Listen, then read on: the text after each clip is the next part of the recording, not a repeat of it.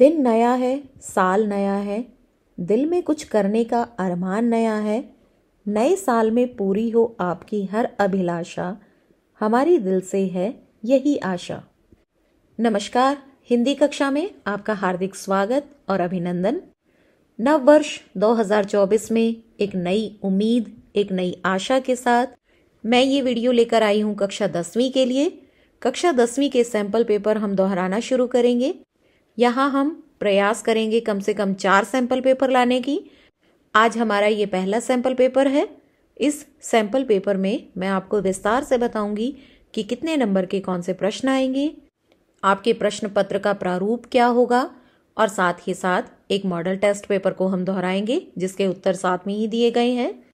Sample paper हल करने से पूर्व डिस्क्रिप्शन बॉक्स में दी हुई वीडियो को ज़रूर देख लेना, क्योंकि इसमें मैंने प्रारूप और पाठ्यक्रम सभी दिया हुआ है कि आपके पाठ्यक्रम से कौन से अध्याय काट दिए गए हैं, कितने अंक के क्या क्या प्रश्न आएंगे और व्याकरण में आपके क्या क्या उपविषय दिए गए, सभी चीज़ों की जानकारी उस वीडियो में मैंने दी हुई है।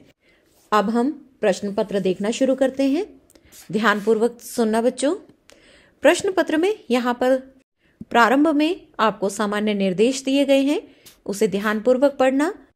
प्रारंभ करते हैं खंड क से, जो कि व्याकरण से संबंधित है, जिसमें व्याकरण के प्रश्न दिए गए हैं, जिसमें निबंध और पत्र भी दिया गया है खंड क में। तो पहले व्याकरण के देखिए, इसमें आपको कुल 7 प्रश्न दिए जाएंगे और प्रत्येक प्रश्न का अंक होगा 2 अंक। तो ध्यानपूर्वक सुनो। पहला प्रश्न है, कर्मधारय समास किसे कहते हैं? उदाहरण सहित स्पष्ट कीजिए। जिस समास में दोनों पदों के मध्य विशेषण विशेष्य या उपमान उपमेय का संबंध होता है उसे कर्मधारय कहते हैं। जैसे नील गगन, नीला है जो गगन। जैसे हरी मिर्च, हरी है जो मिर्च। इस प्रकार से जो भी उदाहरण आपको याद हो वो उदाहरण आप इसमें लिख सकते हैं। दूसरा प्रश्न है, संधि विच्छेद कीजिए। इसमें आपको संधि विच्छेद भी पूछा जा सकता है, संधि की परिभाषा भी पूछी जा सकती है। मतलब प्रश्न का प्रारूप किसी भी रूप में आपसे पूछा जा सकता है। मतानुसार और भारतेंदु, इन शब्दों का संधि विच्छेद कीजिए। तो मतानुसार का क्या होगा? मत जमा में अनुसार, और भारतेंदु का भारत जमा में इंदु। तीसरा प्रश्न है इसका, अति और उपसर्गों से एक एक नया शब्द बनाइए। तो इस प्रकार से उपसर्ग में भी आपसे नया शब्द बनाना पूछा जा सकता है, या फिर उपसर्ग या प्रत्यय में से किसी की परिभाषा पूछी जा सकती है, या फिर शब्द में से प्रत्यय को अलग करना दिया जा सकता है। किसी भी रूप में प्रश्न आ सकता है। यहाँ पर देखिए, अति और उपसर्गों से एक एक नया शब्द बनाए। अति से क्या बनेगा? अतिक्रमण, अतिसार, अत्यधिक आदि। और उप से उपकार, उपकुलपति, उपसभापति इत्यादि आप कोई भी शब्द बना सकते हैं। चौथा प्रश्न है, गृह और घोड़ा दो पर्यायवाची शब्द लिखिए। इसमें गृह का होगा घर, निकेतन, सदन, आलय, कुछ भी उस लिख सकते हैं आप। और घोड़ा अश्व, तुरंग, घोटक, बाजी, जो भी आपको याद हो उन शब्दों को आप लिख सकते हैं। मुहावरों का अर्थ लिखकर वाक्य में प्रयोग कीजिए। ध्यान से सुनो बच्चों, अर्थ भी लिखना है और वाक्य में प्रयोग भी करना है, अन्यथा आपके अंक काट लिए जाएंगे। अंधे की लाठी एकमात्र सहारा। श्रवण कुमार अपने माता पिता के लिए अंधे की लाठी के समान था। आंखें खुलना, होश आना, फेल होने पर राम की आंखें खुल गई। कई बार विद्यार्थी क्या करते हैं, जो मुहावरे का अर्थ लिखा है वाक्य को उस अर्थ को ही प्रयोग में ले आते हैं, जो कि अनुचित है। तो वाक्य में प्रयोग करते समय हमें मुहावरे का प्रयोग करना है। इसके बाद उपमा अलंकार की परिभाषा सोदाहरण दीजिए। यहाँ पर प्रश्न को एक उदाहरण मात्र के रूप में दर्शाया गया है। इसमें आपसे अलंकार की परिभाषा पूछी जा सकती है, अलंकारों के भेद पूछे जा सकते हैं। आपको यहाँ पर कोई भी पंक्तियां दे दी जाएंगी जिसमें से आपको अलंकार छांट कर लिखना है, उस प्रकार से भी आ सकता है। प्रश्न का एक रूप है ये उपमा अलंकार, जहां पर रूप, गुण आदि की समानता के आधार पर किसी साधारण व्यक्ति, वस्तु, प्राणी की तुलना किसी प्रसिद्ध व्यक्ति, वस्तु, प्राणी से की जाए, वहां पर उपमा अलंकार होता है। जैसे पीपर पात सरिसवन डोला। आप इसके अलावा और क्या उदाहरण दे सकते हैं? जैसे हाय फूल सी कोमल बच्ची, या इसके अलावा आपको कोई भी याद हो एग्जाम्पल या उदाहरण आप उसे लिख सकते हैं। अंतिम प्रश्न है, दोहा छंद की परिभाषा उदाहरण सहित लिखिए। इसमें दोहा भी पूछा जा सकता है, चौपाई भी पूछी जा सकती है। तो दोहा एक अर्ध सम मात्रिक छंद है जिसके प्रथम और तृतीय चरण में 13-13 और द्वितीय और चतुर्थ चरण में 11-11 मात्राएं होती हैं। दूसरे और चौथे चरण के अंत में गुरु लघु वर्ण आते हैं, जैसे करत करत अभ्यास के जड़मती होत सुजान, रसरी आवत जाते सिल पर परत निशान। इसके बाद दूसरा प्रश्न देखिए बच्चों, निम्नलिखित में से किसी एक विषय पर निबंध लिखिए। निबंध आपको 5 यहाँ पर उप विषय दिए गए हैं, 5 टॉपिक्स दिए गए हैं, उनमें से आपको किसी भी एक पर करना है। ध्यानपूर्वक सुनो, यहाँ पर आपको 5 टॉपिक्स दिए गए हैं, उनमें से किसी एक पर आपको लिखना है। तो इसका आपका अंक विभाजन कैसे होगा, आपका मूल्यांकन कैसे होगा? भूमिका 1 अंक की, विस्तार और निर्धारित शब्द सीमा, मतलब जितने में शब्द सीमा आपको बताई गई कि 250 शब्दों में लिखो या 300 शब्दों में लिखिए, तो 3 नंबर उसके हैं। और उपसंहार मतलब कंक्लूजन आप कैसे करते हैं, 1 अंक उसका दिया गया है। प्रश्न संख्या 3, फीस माफी हेतु मुख्याध्यापक को पत्र लिखें अथवा नव वर्ष की शुभकामना के लिए मित्र को पत्र लिखें। तो यहाँ पर आपको एक औपचारिक पत्र दिया जाएगा, एक अनौपचारिक पत्र दिया जाएगा। आपको जिसमें से जो भी बहुत अच्छे प्रकार से आता हो आप उसी पर ही लिखिए। और इसका मूल्यांकन कैसे होगा?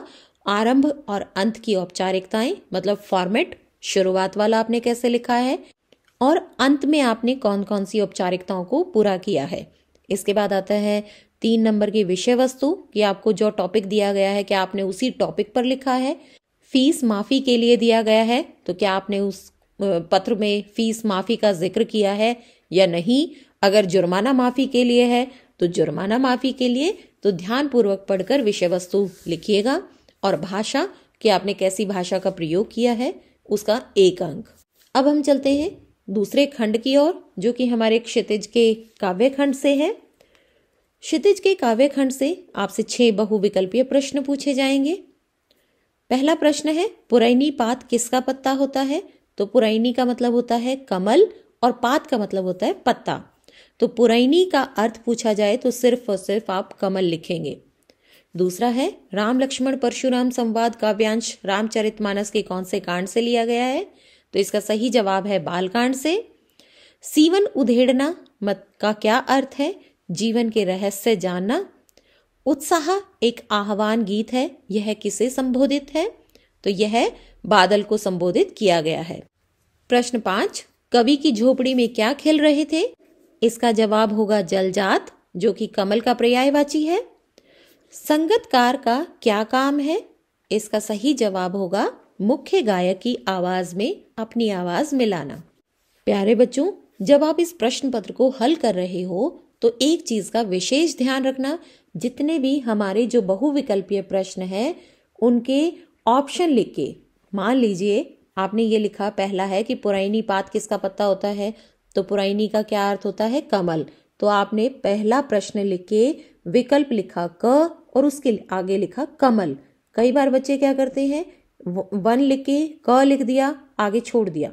तो हालांकि वो भी ठीक है, उसमें आपको नंबर मिलेंगे, लेकिन जो पेपर चेक करने वाले होते हैं उनके लिए सहूलियत हो जाती है कि आप किस प्रकार से उत्तर लिख रहे हैं। और एक और खास बात कि आप इन 6 के 6 प्रश्नों को एक साथ लिखिए।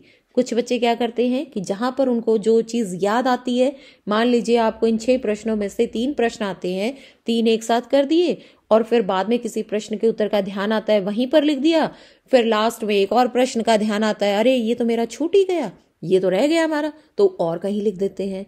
तो इससे क्या होता है कि कई बार हमारे जो प्रश्न हैं वो सही प्रकार से जांच नहीं हो पाते। तो इसलिए ध्यान रखना, ये जो हमारे बहुविकल्पीय प्रश्न है, ये 6 के 6 प्रश्न आप एक ही, मतलब कहने का तात्पर्य क्या है कि जो भी प्रश्न के उपभाग हैं वो आप एक ही स्थान पर लिखेंगे, अलग अलग नहीं। प्रश्न संख्या 5, निम्नलिखित काव्यांश को पढ़कर पूछे गए प्रश्नों के उत्तर दीजिए। यहाँ पर आपको काव्यखंड से कोई भी काव्यांश दे दिया जाएगा, उस पर आधारित आपको प्रश्नों के जवाब देने हैं। और एक प्रश्न मैं आपको बार बार बोलती हूँ कि एक प्रश्न आपका 101% आता ही आता है। कौन सा प्रश्न होगा वो? कि कविता का नाम और उसके कवि का नाम, कि कविता कौन सी है, उसके कवि कौन है या कवयित्री कौन है। तो यहाँ पर हमारे पहला जो हमारा सूरदास के पद है उनमें से दिया गया है काव्यांश। तो काव्यांश को ध्यानपूर्वक पढ़ने के बाद आप उत्तर देखिए। कवि इसके सूरदास हैं और कविता कौन सी है? सूरदास के पद। इस पद का प्रसंग स्पष्ट कीजिए। उद्धव गोपियों को निर्गुण योग साधना का संदेश देने आए हैं, लेकिन गोपियां अपने वाक चातुर्य से उसे परास्त कर देती हैं।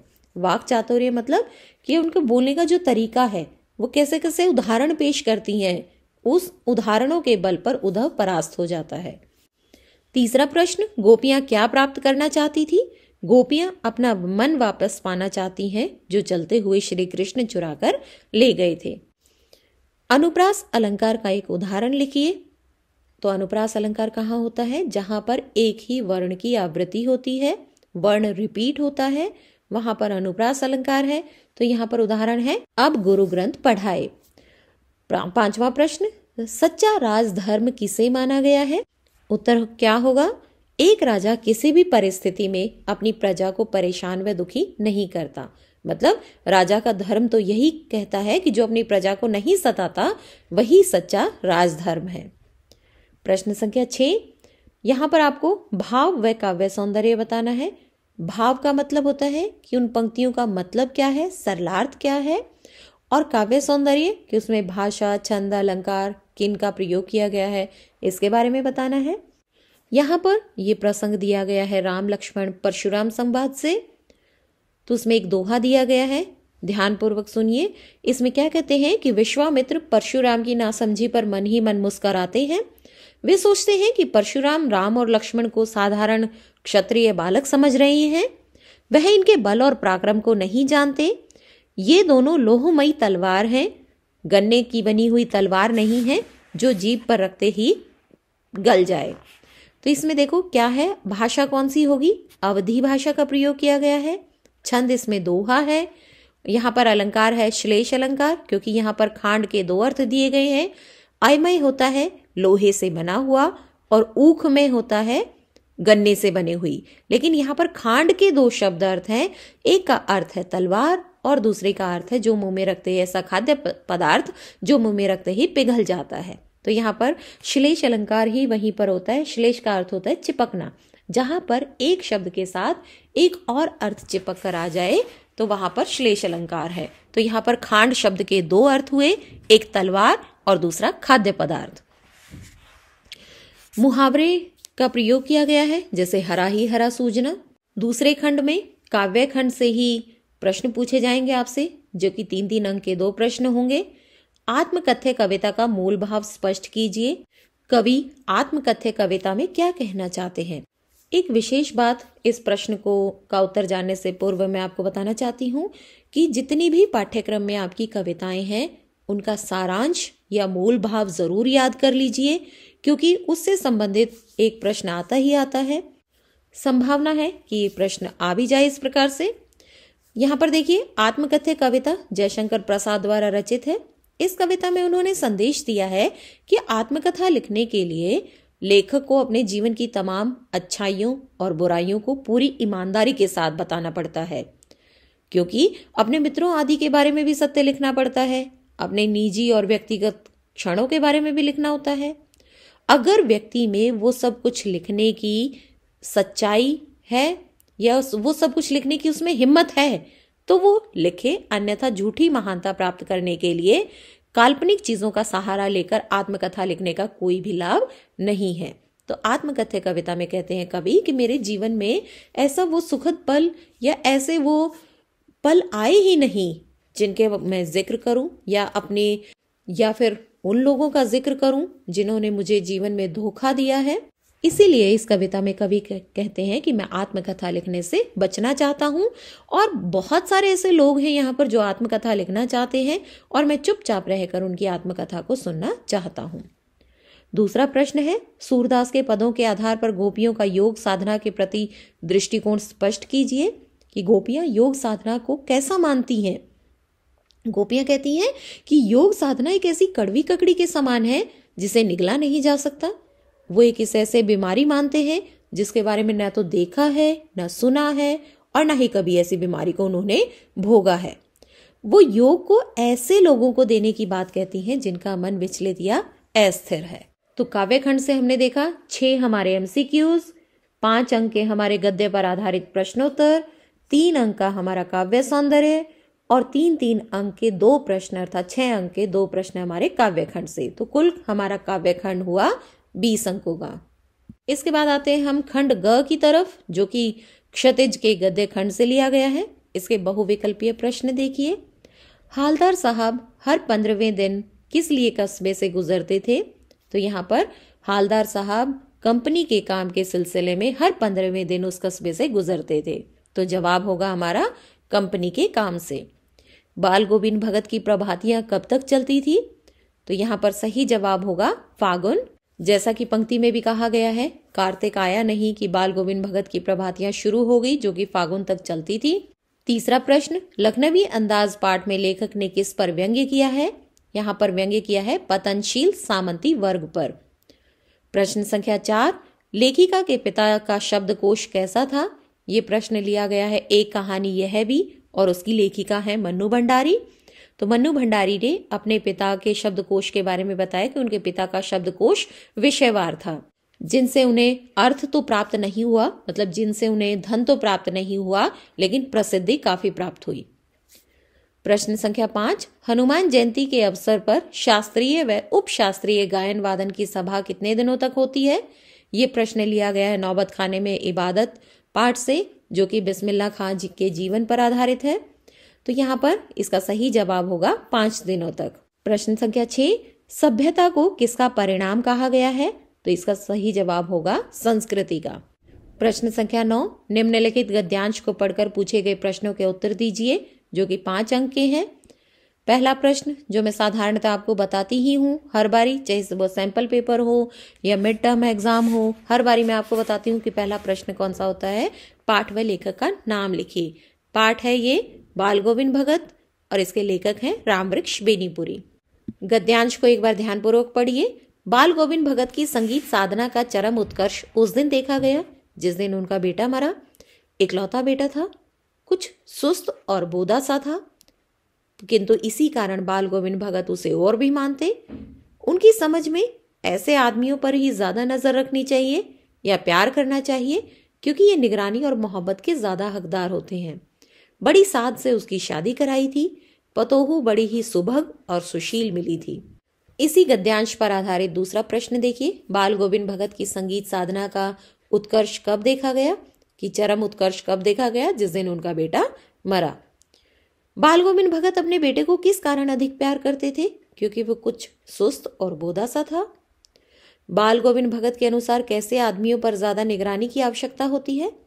उन्होंने कहा है कि उनका बेटा कुछ सुस्त और बीमार सा था, इसलिए उसे निगरानी की ज्यादा आवश्यकता थी।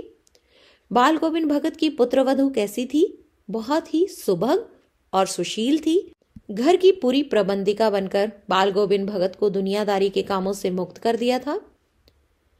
अब प्रश्न संख्या 10 है, उसमें आपको कोई भी 2 लेखक परिचय दे दिए जाएंगे, लेखक अथवा लेखिका 2 दे दिए जाएंगे, उनमें से आपको किसी भी एक पर लिखना है। तो यहाँ पर इसका मूल्यांकन कैसे होगा? जीवन परिचय, मतलब उनके जन्म और मृत्यु के बारे में, प्रमुख रचनाएं कौन कौन सी हैं इसके बारे में 1 अंक, साहित्यिक विशेषताएं क्या है उनकी, इसका 1.5 अंक, और भाषा शैली क्या है, तो इसका भी 1.5 अंक। तो यहाँ पर कुल 5 अंक का आपका लेखक परिचय है। इन्हीं बिंदुओं को ध्यान में रखते हुए आपका मूल्यांकन किया जाएगा। प्रश्न संख्या 11, जो कि गद्य खंड पर आधारित प्रश्न है, 2-2 अंक के 2 प्रश्न दिए जाएंगे आपको। नेताजी का चश्मा पाठ के आधार पर पान वाले का रेखा चित्र प्रस्तुत कीजिए। पान वाला काला, मोटा, खुशमिजाज व्यक्ति है। कस्बे के चौराहे पर उसकी पान की दुकान थी। उसकी बड़ी सी तौंद है और वह किसी भी बात को जाने बिना उस पर टिप्पणी कर देता है। उसके मुंह में हमेशा पान ठुसा रहता था, जिसके कारण उसके दांत लाल काले हो गए थे, और वह कैप्टन जैसे देशभक्त को लंगड़ा व पागल कहने से नहीं चूकता था। वह कहीं न कहीं संवेदनशील व्यक्ति भी है। कैप्टन की मृत्यु की बात कहते समय उसकी आंखों से आंसू छलक आए थे। इसका दूसरा पार्ट देखिए, ख भाग। लेखक के अनुसार सभ्यता और संस्कृति की सही समझ अब तक क्यों नहीं बन पाई है? लेखक की दृष्टि में सभ्यता और संस्कृति शब्दों की सही समझ अब तक इसलिए नहीं बन पाई है क्योंकि हम इन दोनों बातों को एक ही समझ लेते हैं या फिर एक दूसरे से मिला देते हैं। इन दोनों शब्दों के साथ कई बार भौतिक और आध्यात्मिक जैसे विशेषण भी लगा दिए जाते हैं। इन विशेषणों के प्रयोग से यह निर्णय करना कठिन हो जाता है कि सभ्यता और संस्कृति एक ही है या फिर अलग अलग वस्तुएं हैं। यह जानना जरूरी है कि क्या ये एक चीज है अथवा दो, और अगर दो हैं तो दोनों में क्या अंतर है। तभी तो हमें सही समझ आएगी कि सभ्यता क्या है और संस्कृति क्या है। इसीलिए लेखक कहते हैं कि सभ्यता और संस्कृति की सही समझ हमें अभी तक नहीं आ पाई है। हमारा खंड ग कुल 20 अंकों का हुआ, जो कि क्षितिज के गद्य खंड से है। 6 अंक के बहुविकल्पीय प्रश्न, 5 अंक के हमारे गद्यांश पर आधारित प्रश्न।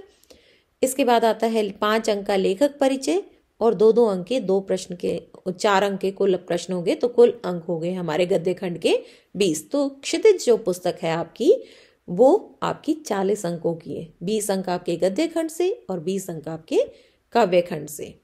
अब हम आते हैं चौथे खंड की ओर, खंड घ, जो कि आपकी पूरक पुस्तिका कृतिका से लिए गए हैं। 6 अंकों की है कुल। इसमें यहाँ पर आपको 3-3 अंक के 2 प्रश्न दिए जाएंगे। आपको कुल यहाँ पर 3 प्रश्न दिए जाएंगे, लेकिन आपको जवाब 2 का ही देना है। तो इसलिए जो 2 प्रश्न आपको बहुत अच्छे प्रकार से आते हैं आप उन्हीं का जवाब दीजिएगा, अन्यथा सभी का जवाब देना अनिवार्य नहीं है। आप तीनों का जवाब देते हो लेकिन आपको अंक मिलेंगे सिर्फ और सिर्फ 2 प्रश्नों के। तो पहला है, आपके विचार से भोलानाथ अपने साथियों को देखकर सिसकना क्यों भूल जाता है। ये लिया गया है माता के आंचल पाठ से, जिसके लेखक है शिव पूजन सहाय। भोलानाथ की माँ जब तेल डालकर उसकी मालिश करती है, चोटी गूंथती है, तो वो सिसकने लगता है और अपने साथियों को देखकर वो सिसकना भूल जाता है, क्योंकि बच्चों का स्वभाव ही ऐसा होता है। अपनी उम्र के बच्चों को देखते हैं तो वो अपने रोना धोना भूल जाते हैं और उनके साथ उछल कूद मचाने लगते हैं, मौज मस्ती करने लगते हैं, क्योंकि मित्रों के बिना तो मौज मस्ती अधूरी है। यदि वो अपने साथियों के सामने भी रोना सिसकना जारी रखता तो हो सकता है कि उसके दोस्त उसका मजाक उड़ाते, उसके साथी उसका मजाक उड़ाते। अपने मित्रों के साथ वो तरह तरह की शरारतें भी करता है और इसी कारण वो अपने मित्रों को देखकर रोना और सिसकना भूल जाता है। प्रश्न 2, प्राकृतिक सौंदर्य के अलौकिक आनंद में डूबी लेखिका को कौन कौन से दृश्य झकझोर गए। जब लेखिका ने सड़क बनाने के लिए पत्थर तोड़ती सुंदर पहाड़ी औरतों को देखा तो जो दृश्य था उसके सामने उसे अंदर तक झकझोर दिया। लेखिका के मन में हलचल मच गई। उन्होंने क्या देखा कि उनके शरीर कोमल थे, किंतु हाथों में कुदाल और हथौड़े थे।